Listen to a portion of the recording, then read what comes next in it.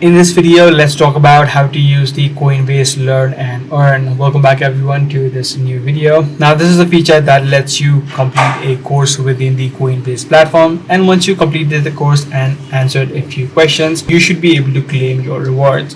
So what you simply need to do is within the Coinbase application, head over to the rewards or learning rewards section where you should be able to find the available courses, the courses that are currently available. So you should be able to scroll through and pick the course that you're trying to learn from.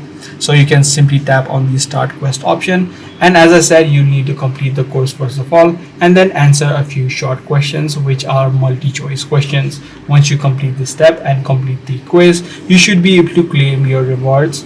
You should be able to receive the free cryptocurrency earnings within your wallet instantly as soon as you pass it. So this is the exact steps that you can follow in order to use the Coinbase Learn and Earn feature. If this video did help you out, be sure to subscribe. I'm going to see you in the next one.